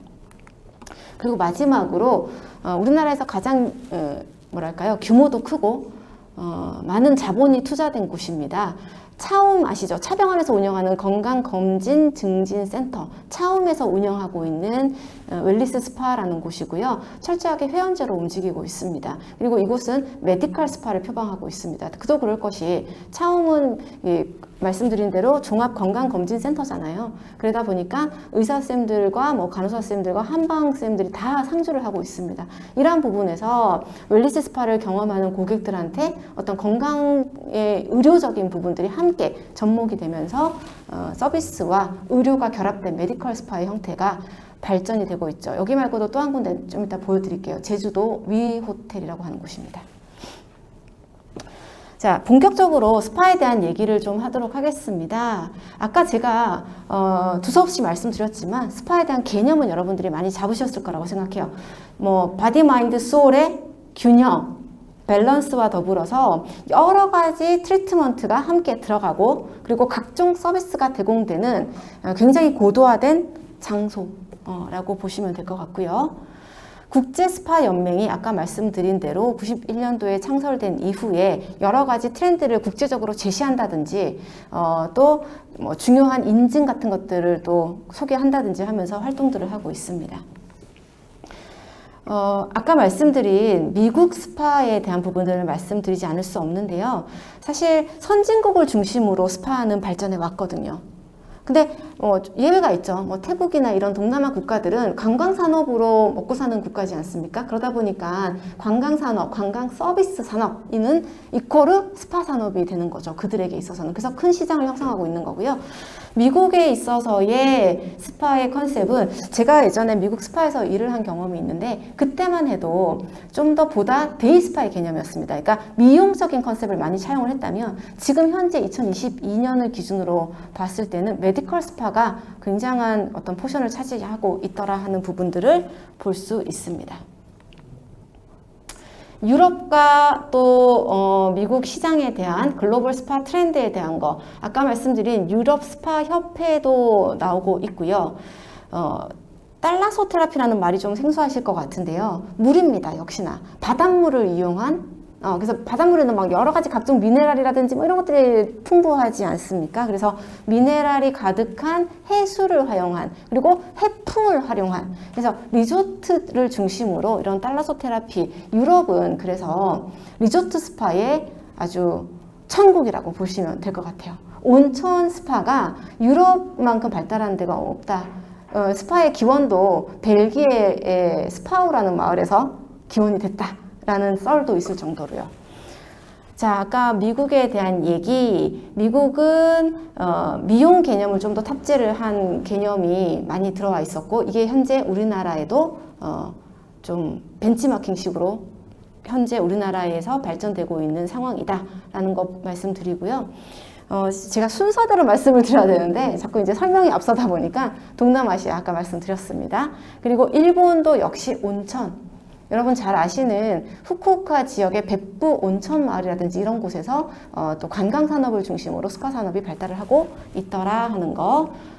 그런데 그냥 단순히 온천이라기보다는 저는 생각에 좀 더 첨단화된 장비라든지 관련된 시설이라든지, 그래서 좀 이따 인증을 얘기할 때도 이런 시설에 대한 인증이라든지 위생이라든지 이런 것들이 매우 중요하게 포함이 돼야 된다고 생각을 합니다. 우리나라는 국내 시장에서 실제로 미국의 컨셉을 많이 따랐고요. 그러다 보니까 보통 기능성 트리트먼트, 테라피, 프로그램적인 부분, 그리고 미용적인 부분을 많이 가지고 마사지 뭐 이런 개념을 가지고 많이 움직입니다. 독보적인 리더가 존재하지 않습니다. 국내 스파 시장은요. 그리고 어떤 아주 역사와 전통을 가진 스파들도 아직까지는 존재하고 있지 않습니다. 그 정도로 우리가 지금 얘기하고 있는 어떻게 보면은 인증에 대한 부분들도 이러한 부분들을 좀 국내적인 문제를 해소하기 위해서 이런 이슈를 가지고 말씀을 나누지 않나라는 생각을 해보았습니다. 뷰티 서비스 마켓을 얘기를 하자면 글로벌 스파 트렌드, 문화적으로 접근을 한다. 그리고 융합 산업이다. 굉장히 고도화된 융합 산업이다. 아까 말씀드린 화장품, 관광, 그리고 의료 이런 것들이 다 포함되어 있는 융합 산업이다 라고 말씀을 드리고 싶고, 그리고 우리나라 그 국가에서도 굉장히 주목하고 있는 신성장 산업이다 라는 말씀을 드리고요. 보시다시피 지금 2000년대 넘어오면서 글로벌 스파 트렌드는 바디 쪽으로 넘어가고 있습니다. 예전에 에스테틱, 얼굴 피부 관리 뭐 이런 거였다면 지금은 몸에 대한 관심, 그러니까 비만에 대한 관심 뭐 이런 것들, 그리고 질병의 예방에 대한 측면들 때문에 바디 관리로 많이 좀 넘어오는 편이고요. 그리고 아까 제가 바디 마인드 소울이라고 말씀드렸죠. 마인드 케어, 그러니까 요가라든지 뭐 필라테스라든지, 그리고 컬러 테라피, 뭐 광을 이용한 거라든지 라이트 테라피라든지 대단히 다양한 이런 대체 의학적인 요소들이 스파의 프로그램으로 활용되고 있더라 하는 것도 아셨으면 좋겠습니다. 지금부터 말씀드릴 거는요, 제가 빠른 속도로 넘어갈 건데요. 이거는 국제 스파 연맹에서 제시한 스파 트렌드고요. 정말 신기한 게도 지금 이게 한 4년, 5년 전에 나왔던 얘기인데 지금 현재 국내 또는 글로벌 시장에서 이 컨셉대로 움직이더라고요. 한번 살펴보도록 하겠습니다. 발입니다, 여러분. 발 관리 받아보셨어요? 뭐 발 마사지 이런 거 받아보셨어요? 중국도 그렇고 태국도 그렇고 뭐 발에 대한 관심이 굉장한데요. 이 발을 건강하게 헬스케어적인 측면으로 스파의 프로그램으로 집중해서 가지고 가자 하는 것이 국제 스파 연맹에서 제시했던 트렌드였습니다. 그리고 우리나라는 뜨거운 거 좋아합니다. 열을 좋아합니다. 그래서 온수에 대한 아주 뭐랄까요, 이렇게 선호도가 높은데요. 실제로 아이스, 차가운 물에 대한 개념을 스파에서 제시를 했습니다. 뜨거운 것뿐만 아니라 핫뿐만 아니라 차가움에 대한 부분들도 간과하지 말자. 자, 차가운 거는 사실 이게 의학적인 얘기가 될 수도 있지만은요, 아시다시피 면역에 차가운 물이 굉장히 좋잖아요. 나는 자연인이다. 그죠? 차가운 물에 대한 어떤 개념이 조금 더 이 스파에서 녹여져야 되는 부분, 개발될 수 있는 프로그램이지 않는가라는 얘기도 하고 있고요. 실제로 유럽에 있는 스파 사진입니다. 그리고 코치입니다. 여기서 저는 인증제라고 하는 부분하고 조금 더 맞닥뜨려지는 부분이 있지 않을까라고 생각을 합니다. 결국 이 스파는 서비스 산업이지만 아주 전문화되고 고도화되는 산업이라고 저는 말씀을 드리고 싶습니다. 바디케어라고 하는 거, 건강에 대한 거, 우리가 의사는 아니지만 대체의학적인 측면, 서비스와 접목된다고 보는 거죠. 그랬을 때 코칭에 대한 개념, 그래서 역량 있는 테라피스트, 역량 있는 전문가들이 스파에 분명히 파견이 돼야 된다. 그리고 길러져야 되고 인력이 양성돼야 된다. 이렇게 보고 있는 관점입니다. 자, 그리고 게임입니다. 정말 쉬운 게임을 통해서도 스파를 재밌게 접근해보자. 아까 제가 요가에 대한 거, 이런 것들. 지금 홈 트리트먼트, 홈 케어 시장에서 뭐 홈트? 그죠? 홈 트레이닝 너무너무 많이 하시잖아요. 이 컨셉을 벌써 2016년, 18년 뭐 이때 스파에서 제시를 하고 있습니다. 클라란스라고 하는 제품 회사에서도 아까 말씀드린 지금 핫하게 올라오고 있는 이런 그 플랫폼들을 활용한 이런 것들이 지금 스파 제품으로도 활용이 되고 있고요. 그리고 다이닝입니다. 스파에서 웬 다이닝 하실 텐데요. 건강 증진을 위해서 사람들에게 정말 좋은 음식에 대한 제안, 영양에 대한 제안 이런 것들이 코칭과 더불어서 이루어질 수가 있고요. 실제로 우리나라 그 서울 청담동에 그 오셀라스라고 하는 스파가 있는데요. 여기에서는 그 회식 같은 것들, 직장인들이 회식하실 때 예약을 잡게 되면은 그때의 컨셉에 맞춰서 음식까지도 다 제공을 해주면서 스파를 즐길 수 있도록 이렇게 만들어주는 곳들도 나오고 있죠. 그리고 오감 만족입니다. 센스. 아까 제가 컬러 테라피라고 말씀을 드렸고 빛 테라피라고 말씀을 드렸는데요. 이런 뇌파를 자극하는 빛을 통해서 이 건강 증진에 매우 도움을 주고, 그리고 모 대기업 회장님이 2시간을 여기서 딱 그 빛 테라피를 통해서 수면을 취하고 나오시는데 거의 뭐 6시간, 8시간 잔 것 같은 효과라고 극찬을 하셨다고 하죠. 국내에 이 아까 말씀드린 차움에 있는 웰리스 스파 얘기였습니다. 그리고 뭐 사운드라든지 진동이라든지 이런 것들도 우리가 프로그램으로 스파에서 활용을 하고 있습니다. 좀 전에 말씀드린 제가 겔랑 스파를 말씀드리겠다 했던 건데요. 스파가 굉장히 정적인 어떤 거라고만 생각을 하시는 경향들이 있어요. 뷰티 전문가들도. 그렇지 않다. 굉장히 동적이고요. 어마어마한 이 화려함을 가지고 있는 또 산업입니다. 서비스 산업의 하나로서. 겔랑이라고 하는 화장품 브랜드를 잘 아실 텐데요. 이 브랜드가 신라 호텔에서 지금 스파를 운영하고 있습니다. 겔랑 스파의 특징은요. 뭐 어떤 트리트먼트나 테라피를 다 끝내고 나서 이 고객이 나왔을 때 전문 테라피스트가 메이크업 서비스까지 해주고 있습니다. 겔랑 제품을 이용해서요. 그러니까 스파가 우리가 뭐 힐링이라고 해서 그냥 자고 뭐 편하고 이건 기본이지만 이렇게 어떤 화려함이라든지 트렌드한 부분들도 스파는 분명히 가지고 갈 수 있다 하는 것들을 여기서 얘기하고 있습니다. 그리고 제가 차병원 그 차움 스파를 만든 그 대표하고 좀 얘기를 했을 때 그분이 제일 힘들어했던 게 이거였어요. 에비던스. 임상에 대한 증거. 이건 사실 의료적인 얘기거든요. 근데 스파가 이런 것들을 갖춰야 된다? 메디컬 스파 가능합니다. 그죠? 의료인이 있으니까는요. 그러나 우리가 뭐 진단을 하고 치료를 하는 건 아니지만 치유의 개념에서 스파는 어느 정도 황당무계하면 안 된다라는 거지. 이게 좀 이렇게 증거를 갖추고, 그죠? 임상을 봐야 된다라고 하는 개념도 있고요. 가족 모두가 즐깁니다. 여성만이 스파를 즐긴다? 아닙니다. 가족 모두가 함께 스파를 즐길 수 있는 이러한 트렌드, 컨셉을 또 얘기하고 있고요. 마지막으로 스파는 와우입니다. 와우. 보시다시피 여러분들 제가 지금 말씀드린 제 입에 오르는 스파들은 사실은 그렇게 저가는 아니거든요. 그리고 서비스 비용들이 꽤 나가는 곳들이거든요. 스파가 워낙에 좀 스파를 만들어서 운영을 할 때도 스파의 가격대는 좀 있는 편입니다. 그러니까 그 설비나 이런 부분들에 투자를 해야 되기 때문에요. 그래서 뭐 예전에 이건 여담입니다만은 뭐 벌써 한 7, 8년 전에 뭐 5억이다, 10억이다 뭐 이런 얘기까지 할 정도로 스파 산업은 좀 많은 장비와 좋은 시설과 이런 부분들이 좀 들어가는 부분들이 사실은 트렌드 쪽으로 있어 왔다 라고 말씀을 드릴 수 있습니다. 자, 트렌드에 대한 거 조금 이제 개념이 또 서셨죠, 여러분. 트렌드를 보시면서 이제 본론으로 들어가겠습니다. 오늘의 본론이고요. 우리가 스파에 대한 인증에 대한 거, 인증 프로세스에 대한 거. 사실은 제가 이 스파 인증에 대한 부분을 처음 강연을 좀 맡아달라고 했을 때 상당히 생소했습니다. 왜 그러냐면 제가 아까 말씀드린 대로 스파는 어떤 특별한 리더가 없습니다. 현장에서. 그리고 스파 산업이 이렇게 커가지고는 있지만 우리나라 스파 산업은 각각의 오너에 따라서 굉장히 많은 이 천차만별의 수준을 가지고 있고요. 그리고 이 각각의 오너가 채용하는 인력들이 이제 전국에 있는, 저도 뷰티과 교수입니다만은 뷰티학과에 있는 학생들 위주로 이제 취업을 받게 되고 하는데요. 굉장히 어떤, 뭐랄까요, 종합적인 인성이 동반되지 않으면 이 서비스 산업이 발달하기가 굉장히 어려운 것 같아요.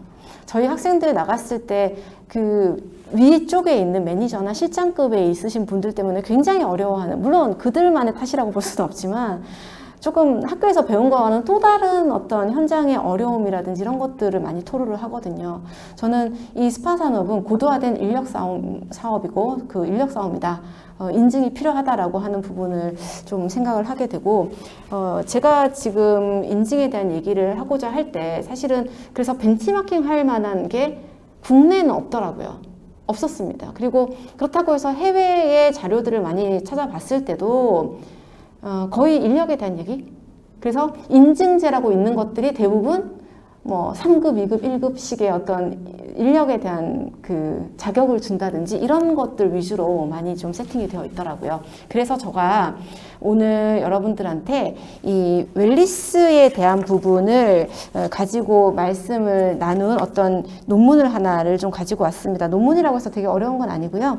우리가 좀 이 힐링 스파에 대한 인증을 벤치마킹 할 수 있는 자료가 되지 않을까라는 생각에서, 혹은 소개를 할 수 있는 자료가 되지 않을까 해가지고 한국과 일본에 있어서의 웰리스 관광 정책에 대한 얘기를 그냥 간단하게 한번 봐주시면 좋겠다라는 생각을 했습니다. 보시다시피 이 자료에서도 보시다시피 웰리스 관광은 건강입니다. 건강을 중심으로 해서 우리가 많이 얘기를 하고 있고요. 이 스파 산업이라고 하는 부분은 웰리스와 힐링 저 어둠의 근처에 속해져 있다. 보시다시피 스파라고 하는 게 이 그림에 잘 안 보이시겠지만, 스파는 지금 웰리스 투어리즘, 웰리스 관광 속에 스파가 있거든요. 근데 지금 보시면 메디컬 투어리즘이라고 해가지고 힐링에 대한 관점은 메디컬과 웰리스가 좀 중복되는 관점이라고 보는 거거든요. 그래서 스파를 꼭 웰리스에 콕 찍어서 넣는다기보다는 지금의 트렌드는 이 어둠에쯤 정리가 되어 있구나, 이 어둠에쯤에서 발전하고 있구나, 이렇게 좀 생각을 해주시면 좋을 것 같습니다. 우리나라에서도 실제로 이제 문화체육관광부라든지 진흥원이라든지 뭐 여러 가지 공청회 등등과 같은 이런 제도적인 부분에서 관광 정책으로서의 인증 같은 것들을 해나가고 있습니다. 일본하고 지금 단도직입적으로 말씀을 드리면, 일본 같은 경우에는 조금 더 컨텐츠 중심, 소프트웨어 중심이고요. 우리나라는 제도적 중심. 관에서 많이 움직이고, 일본은 관이라기보다는 민간에서 주도해서 이런 관광 정책이라든지 이런 것들이, 온천 정책도 마찬가지 움직이는 이런 동향들을 볼 수가 있었습니다. 동향을 말씀드리는 거고요. 뭐 자격증 발급을 주로 하면서 이런 인증, 관광 인증에 대한 얘기들을 하고 있더라고요. 그래서 온천 치유, 산림 치유 이런 것들이 장소를 지정해서 그 장소의 어떤 점검을 하고요. 그리고 그 장소에 있는 인력들에 대한 인증들을 스파 산업은 아니었습니다만은 이런 산림 정책이라든지 온천 정책이라든지 이런 부분에서 저희가 찾아볼 수 있었고, 이런 것들을 토대로 스파에 접목해 볼 수 있지 않을까라는 이러한 유추를 해 보았습니다. 일본에 대한 부분들 아까 말씀드렸습니다. 역시 온천이었고요. 제가 좀 잘 봤던 부분은 온천이었고, 서비스라고 하는 측면이 굉장히 많이 녹아져 있었습니다. 그러니까 좀 더 소프트웨어적인 부분이었고요. 그래서 일본에서는 안전성과 그리고 그 서비스를 주고받는 대상들 간의 어떤 이런 유효성, 그리고 가치에 대한 거, 지역 자원을 또 많이 활용을 하더라고요. 그러니까 여기 만약에 충청도, 우리나라 충청도 같은 경우에는 온천 지역이지 않습니까? 뭐 이런 것들. 그리고 우리나라의 청담동 같은 경우에는 뭐 K컬처의 중심, K팝의 중심, 뭐 이렇다면 뭔가 그러한 K 문화를 가진 어떤 고도화된, 그죠? 엔터테인먼트적인 것들을 녹여낸다라든지 지역적인 부분들이 활용돼야 된다, 자원들이 활용돼야 된다라는 부분에서 좀 시사점을 봤습니다. 정책에 유연한 어떤 접근, 그리고 인력 양성, 그리고 추진 제도가 굉장히 빠른 게 한국이래요. 일본보다도. 그래서 추진력이라든지 정비 이런 것들이 필요하다라고 보여지고요. 체계적인 인증제가 분명히 있어야 되겠구나 하는 생각을 해보았습니다. 이게 관만 움직여서 되는 것 같지는 않습니다. 지자체만 움직여서 되는 것도 아니고요. 함께 움직여야 될 것 같아요. 정부 차원에서, 그리고 관련 지자체 차원에서, 그리고 학교, 학술 조직 차원에서, 그리고 여러분들이 재직하고 계시는 산업체 차원에서도 함께 이런 거버넌스를 만들어서, 협의체를 만들어서 움직이는 것이 맞지 않겠냐라고 생각을 하게 되었습니다. 지금 이제 ISO 나올 거예요, 여러분. ISO 너무 잘 아시죠? 품질 인증에 대한 얘기를 좀 해야 될 것 같습니다. 인증 제도가 필요하다라는 말씀을 제가 지금 계속 드리고 있는 부분인데요. 왜 갑자기 ISO가 나왔냐 하면요. 이게 제가 국제 자료라든지 글로벌 자료들을 다 찾아보고 했을 때, 서비스 품질 인증이라고 하는 ISO 9001을 봤더라고요. 이게 우리나라의 스파들도 마찬가지고, 이게 국제 인증이거든요. 그러다 보니까는 서비스, 결국 스파는 서비스잖아요, 여러분. 스파 산업은 결국은 무형의 서비스 산업입니다. 그러다 보니까, 이런 서비스 품질 경쟁력을 갖추기 위해서 ISO 인증을 받아내고 있더라 하는 부분. 하나의 예시니까 한번 살펴보시면 좋을 것 같아요. 기업적인 측면에서 보시면은요, 사실 제가 인증제 공부하면서 정말 상당히 다양한 인증제가 존재하구나 하는 것들을 많이 느꼈습니다. 근데 공산품이라든지 이런 타 분야에서는 인증제가 정말 다양한 품목별로, 어떤 군집별로 다 있었는데요. 안타깝게도 서비스 분야를 딱 봤을 때는 한국 서비스 품질 인증 기업이라고 한 딱 하나.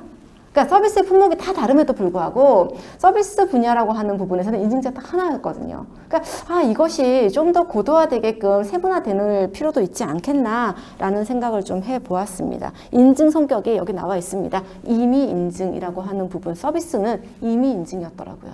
그래서 이런 부분들을 우리가 좀 더 합심해서 좀 더 세분화시킬 필요가 있지 않겠나라고 좀 생각을 해보았습니다.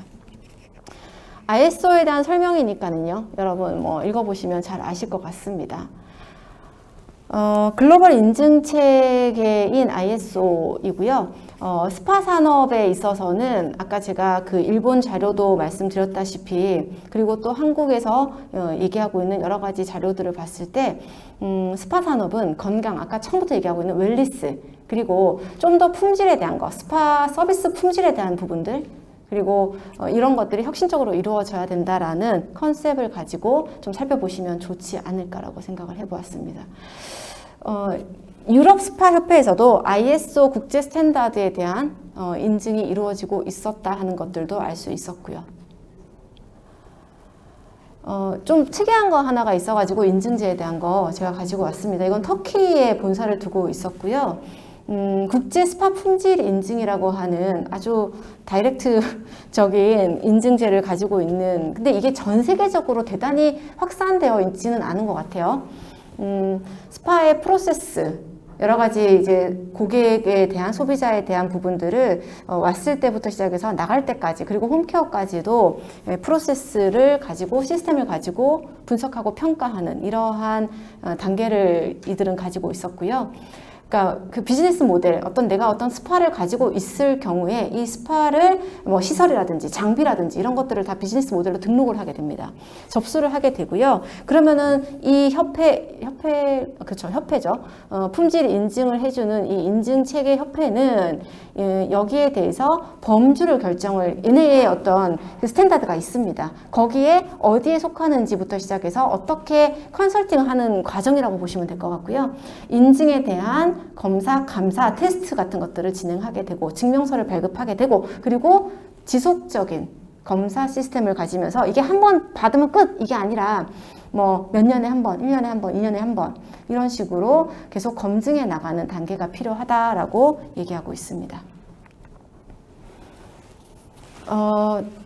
지금 제가 여기 가지고 있는 품질 경영 시스템, 환경 경영 시스템, 그리고 의료 스파에 있어서의 서비스 요구 사항이라고 하는 이 ISO 국제표준화 기구에 있는 다양한 인증제 중에서 스파 산업에 접목되고 있었던 인증들을 가지고 왔습니다. 우리나라에서는 대부분 많은 스파들이 이거는 기본으로 갖고 가죠. 많은 스파는 아니고요. 이게 좀 조직화되어 있는 스파들이 ISO 9001은 가지고 가더라고요. 그리고 때에 따라서는 환경 경영 시스템이라든지 이런 것들도 인증을 받고 있었습니다.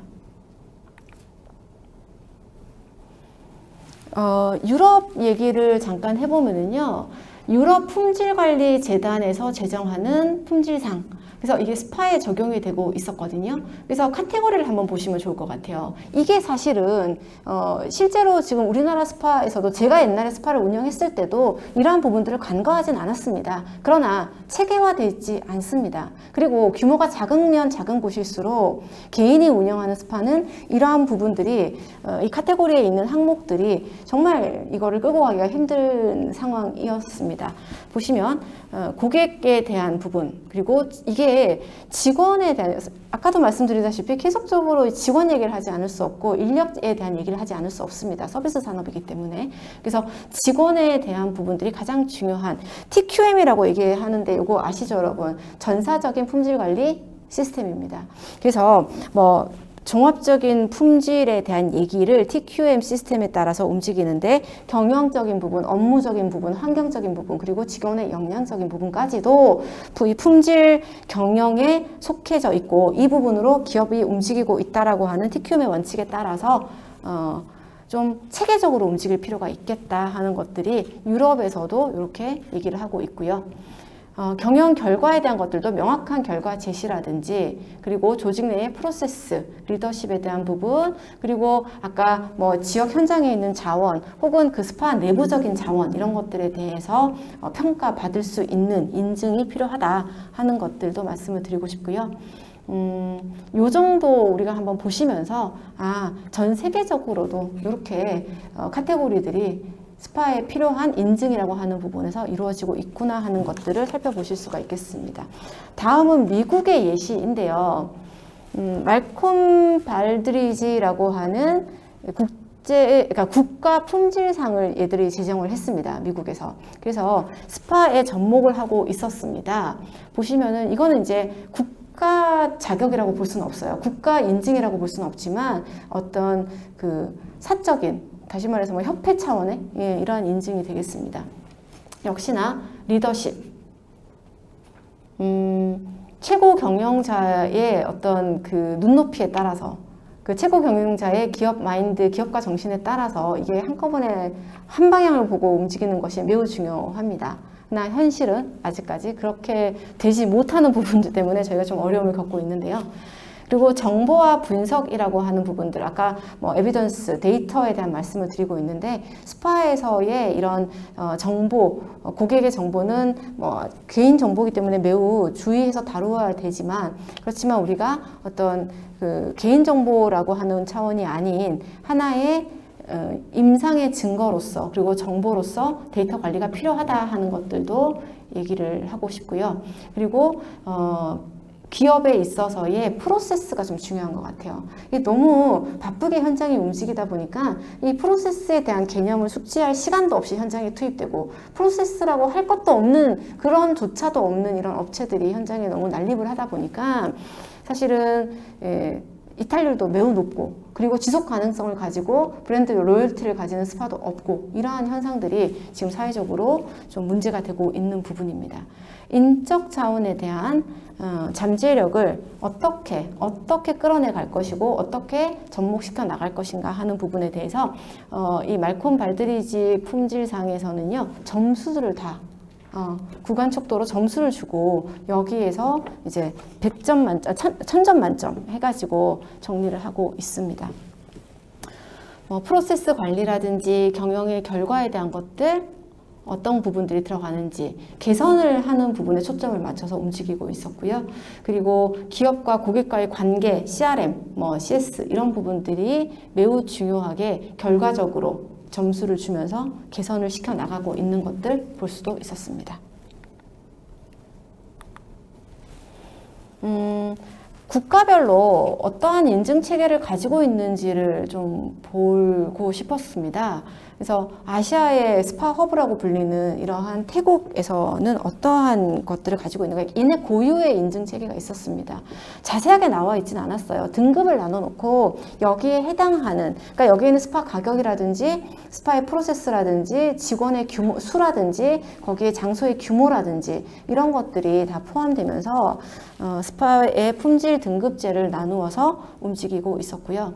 국제 공인 기준이라고 하는 건 역시나 ISO 공인 기준이었습니다. 그래서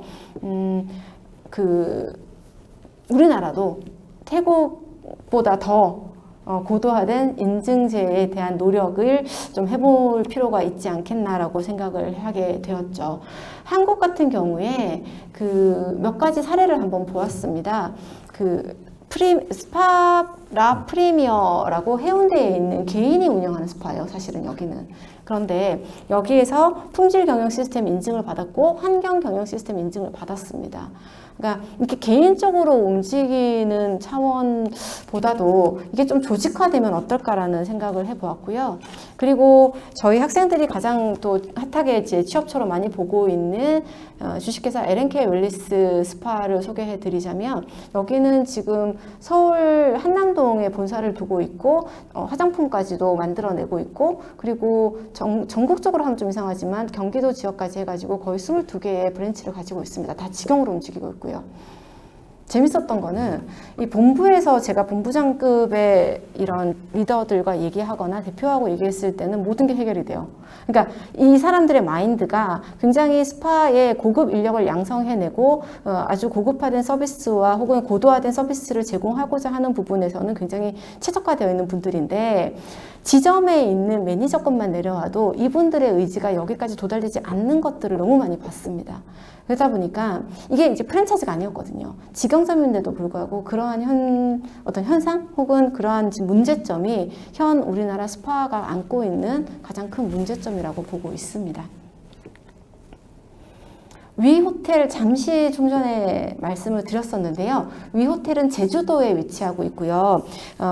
대한민국 최초로 관광과 헬스케어 서비스가 혼합된 형태의 인증을 받아낸 맞춤형 헬스 리조트입니다. 5성급 호텔임과 동시에 메디컬 스파와 웰니스 스파를 동시에 운영하고 있습니다. 여기에서 보시면은요, 그 제주도는 천연 안반수 뭐 이런 거 유명하잖아요. 제주도의 어떤 천연의 환경을 활용을 해가지고 수치료에 대한 부분들을 많이 중심적으로 얘기하고 있고, 그리고 제주도의 천혜의 어떤 숲, 포레스트 테라피, 관리, 뭐 이런 포레스트를 활용한 자연을 가지고 있는 산책로 같은 것들도 움직이면서 이들은 아주 토탈의 케어 개념을 가지고 움직이고 있습니다. 그래서 위 호텔에서 에코 경영 시스템 국제 인증을 받았다라고 얘기를 들었습니다. 그래서 이 부분 역시도 그 지속적인 환경, 지속적인 경영에 대한 부분들, 아까 제가 뷰티 환경에 대한 트렌드 말씀하실 때 지속성에 대한 말씀을 드렸는데요. 이 부분을 간과하지 않고 접목해 나가고 있는 업체임을 한번 찾아봤고요. 그리고 인천과 부산에 있는 파라다이스 아실 겁니다. 여기 호텔도 보시면은요, 환경 소독 국제 인증, 이게 지금 그 코로나 사태로 인해서 더 핫해졌거든요. 바이러스 케어까지 된다라고 하는 환경 소독 국제 인증을 받아서 시메르 여러분 아시는지 모르겠습니다. 그 시메르 스파라고 파라다이스 안에 있는 스파인데요. 여기 이렇게 그 자쿠지처럼 이렇게 물을 항상 이렇게 야외에서 소비자들이 즐길 수 있도록 이렇게 해놓았거든요. 그래서 환경에 대한 부분들을 혹은 위생에 대한 부분들을 굉장히 강력하게 추진하고 있는 곳이다 하는 것들을 또 볼 수가 있었습니다. 제가 이런 사례들을 가지고 여러분들하고 한번 얘기를 해보았는데요. 마지막으로 제가 이런 사례들과 어떤 조사들과 이런 것들을 토대로 그렇다면 국내의 스파 환경은 어떻게, 인증은 어떻게 발전해 나가야 될 것인가, 우리가 좀 개념을 가져야 될 것인가 하는 부분을 생각을 해보았습니다. 스파의 요소는 이게 건강이라고 하는 게 꼭 육체적인 건강만을 의미하진 않습니다. 당연히 육체적인 건강이 기본이 돼야 되지만은요, 이 소비자들이 스파를 방문했을 때 이 스파에서 가질 수 있는 어떤 그 평화로움과 그리고 정신적인 어떤 그 평안함, 안도, 이런 것들이 함께 이 스파의 개념으로 자리 잡혀야 된다고 생각합니다. 이거는 비단 제 생각은 아니고요. 국제 스파 연맹이라든지 스파가 태동되고 만들어지면서 유럽 스파와 미국 스파 등등등 각지의 스파들에서 추구하고 있는 방향성입니다. 그래서 스파에 있어서의 마인드, 소울, 바디라고 말씀을 드렸고요. 이러한 그 정신을 추구하고자 하는 데 있어서의 컨셉은 릴렉스, 리프레시, 리밸런싱, 리주브네이션 역량이거든요. 그래서 이러한 4R 알고리즘이라고 얘기를 합니다. 스파 전문가들은 이거에 대해서 굉장히 익숙하거든요. 그래서 4R 알고리즘을 토대로 해서 이 밸런스를 맞춰가는 것이 스파의 궁극적 목표가 될 것이고, 그렇다면 이런 것들을 행하는 사람들은 사실 사람이거든요. 이 장비가 아까 제가 말씀드렸지만 장비가 있다고 해서 장비로 대체가 다 되는 건 아니거든요. 어디선가 저도 강연을 들었을 때 이런 이제 4차 산업혁명 이런 얘기를 하면서 없어지지 않는 산업군이 뷰티 산업군이고 스파 산업이라고 얘기를 하시더라고요. 그래서 사람의 손을 가지고 사람에게 행하는 이러한 스파의 컨셉이라고 하는 부분에서, 그렇다면 우리가 정말 정확한 증빙을 가지고 증명을 할 수 있는 자료들을 가지고 이런 고도화된 인력들이 움직여줘야지만 되는 부분이구나, 산업이 발달할 수 있겠구나 하는 부분들을 말씀을 드리고 싶습니다. 그래서 교육에 대한 관심, 교육에 대한 중요성, 이런 것들이 매우 중요하다고 생각을 하고요. 결국은 소비자들과 스파가 만나는 접점은 프로그램이거든요.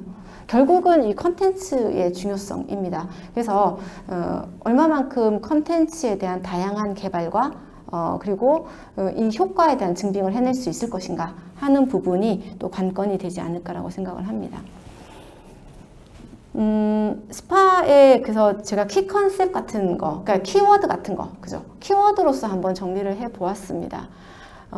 각 분야에 있어서의 여러 전문가들이 이제 스파 프로그램을 만들고 있습니다. 그리고 스파 제품을 만들고 있습니다. 그래서 이런 생명공학이라든지 IT 기술을 가지신 분들이라든지 혹은 아주 그 섬세한 고도화된 경영 철학을 가지고 계신 분들이라든지 접목이 되면서 스파가 완성되지 않을까라는 생각을 하고 있습니다. 그래서 단계별로 가장 중요한, 가장 어떻게 보면은 기본이 되는 부분들, 스파의 컨텐츠라고 하는 거. 네, 모든 그 기업에 그 HRD 같은 그룹이 있으면서 인사 관리라든지, 그죠, 인력에 대한 부분들을 어떻게 관리할 것인가가 하는 게 기업에 있어서 가장 중요한 컨셉 중에 하나인데, 스파에서도 역시 잘 교육된 인재에 있어서의 그 비전을 계속적으로 뿌려줘야 되는 부분이 있습니다. 근데 이게 잘 안 돼요. 이 현장에서 막 바쁘게 이게 이제 몸으로 움직이다 보면은 내가 그 비전이라고 하는 부분들을 제대로 알고 움직이는 친구들이 거의 없습니다. 그래서 인력에 있어서의 인재 양성에 있어서 잘 교육된 인재, 그리고 좋은 컨텐츠, 객관적으로 우리가 누가 봐도 인정할 수 있는 이런 컨텐츠 개발, 이런 것들이 매우 중요할 것 같고요. 그리고 결국은 이러한 것들이 스파에 있어서의 고객과의 신뢰성을 구축할 수 있는, 실제로 우리나라 사람들이 미용 서비스, 이런 스파 서비스보다도 더 믿는 것이 병원이거든요. 병원은 메디컬적인 임상의 메디컬 결과를 가지고 있기 때문에 사람들이 이렇게 많이 이렇게 어떤 의구심이 없는 것 같아요. 근데 실제로 이 임상이라고 하는 부분은 상당히 어렵습니다. 이것들이 의료인이 아니고서야 이런 것들을 좀 캐치해내기도 어렵습니다. 그렇지만 정확하게 고객과의 신뢰를 구축하기 위해서는 어떻게 보면은 객관화시킬 수 있는 장비 구축이라든지, 그리고 객관화시킬 수 있는 데이터가 필요하지 않을까라는 생각을 해봅니다. 이게 인증에 있어서의 하나의 요소가 돼야 되지 않을까라는 생각을 해보았고요. 그래서 인증 체계를 위해서 어떤 기구가 만들어져야 되는 건 맞는 것 같아요.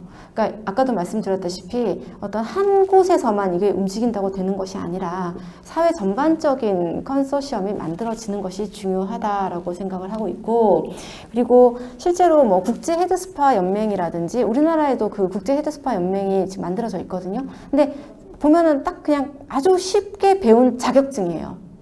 그러니까 제가 그 어떤 실명을 거론해서 죄송한데, 아주 쉽게 가르치고 배워서 따는 자격증 1급, 2급, 3급 이 차원이 아니라 제대로 우리가 그 어떤 틀에서 빠지지 않는 좀 섬세하고 좀 더 완벽하고 좀 더 구체적인 이러한 인증에 대한 필요성을 하나하나 세분화시켜서 만들어 가야 되지 않을까라고 생각을 합니다. 그래서 결국은 이러한 특성들이 담보돼야 된다. 안전성, 그리고 유효성, 그리고 가치에 대한 부분, 지역 자원에 대한 뭐 활용이라든지 이런 스파의 가치를 인식하는 것들이 필요하다 이렇게 생각을 하고 있고요. 그래서 마지막으로 제가 한번 오지랖 넓게 이 스파의 인증에 대한 부분 카테고리가 어떤 것들이 좀 필요하지 않을까라고 한번 생각을 해 보았습니다. 그 기업의 이미지는 우리가 지금 뭐 삼성 하면 너무나 잘 알고 뭐 IBM 하면 뭐 너무나 잘 알고 이런 게 있지 않습니까? 기업의 이미지 구축이라고 하는 것들이 역시도 이 힐링 스파에서 꼭 필요한, 그래서 지속 가능성을 가진 기업을 길러내는 것이 필요하다라고 보고 있고요. 당연히 인적 자원에 대한 부분들입니다. 역시나 이런 인적 자원에 대한 개발이나 이런 것들이 그 코칭 리더십과 더불어서 이 사람들이 더 커가면서 직급이 올라가면서 코치가 되는 거고 리더십을 가진 관리자가 되는 부분이거든요. 그래서 리더십에 대한 부분들도 우리가 봐야 될 거라고 생각을 하고 있고, 그리고 품질 개발입니다.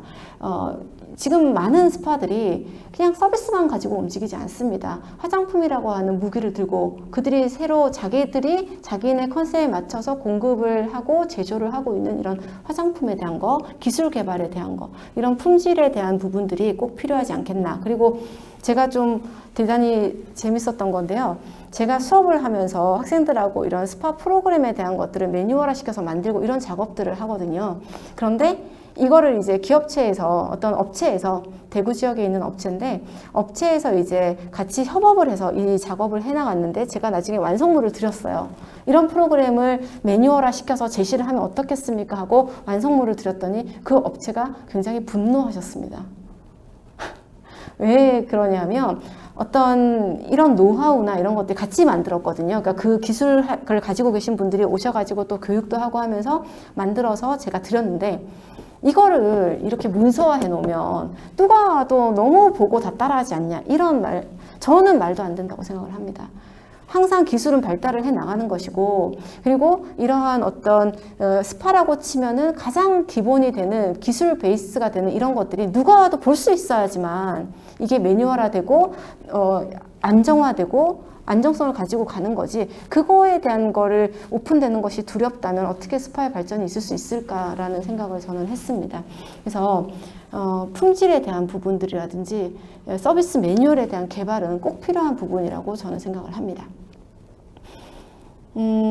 직원에 대한 포상 개념도 마찬가지입니다. 직원 관리라고 하는 차원에서 결국은 인력이 움직이는 사업이고, 그렇기 때문에 이 조직에 있는 조직 인력 체계가 굉장히 좀 체계적으로 움직여야 되는데 아직도 많은 스파들은 그때그때 상황에 따라 이렇게 움직이는, 좀 규정이 있더라도 이거가 제대로 지켜지지 못하는 이러한 현상들도 많이 현실에서는 가지고 있거든요. 그래서 이런 부분들도 좀 고려가 돼야 되지 않겠냐라고 생각을 합니다.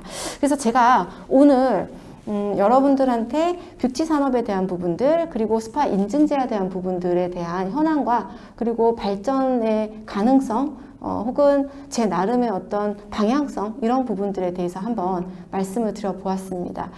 어떠셨는지 모르겠습니다. 제가 강의를 마치기 전에 여러분들이 혹시 뭐 질문이라든지 궁금한 사항들이 있으신지 한번 여쭤보고 싶네요. 괜찮으십니까? 그러면 개별적으로 또 나중에 궁금한 점이 있으시면 제가 연락처를 드릴 테니까 뭐 메일이든 뭐든 해서 여러분들과 같이 공유를 하고 또 소통을 해 나갔으면 좋겠습니다. 여러분 너무 오늘 장시간 또 길게 경청해 주셔서 너무 감사하고요. 앞으로 스파의 발전과 방향성을 우리가 이제 끌고 나가는 데 있어서 이러한 그 객관화된 자료, 데이터, 그리고 객관화된 지표, 인증, 이런 부분들이 산업에서 움직이고 있고 사회적으로 움직이고 있다는 것만 해도 이 분야에 종사하는 사람으로서 굉장히 고무적이고, 그리고 앞으로 발전 가능성이 더 높지 않을까라는 생각을 저는 개인적으로 해보고 이 말씀을 토대로 이제 저도 앞으로 열심히 스파 산업의 발전을 위해서 노력을 하겠습니다. 긴 시간 경청해 주셔서 감사합니다.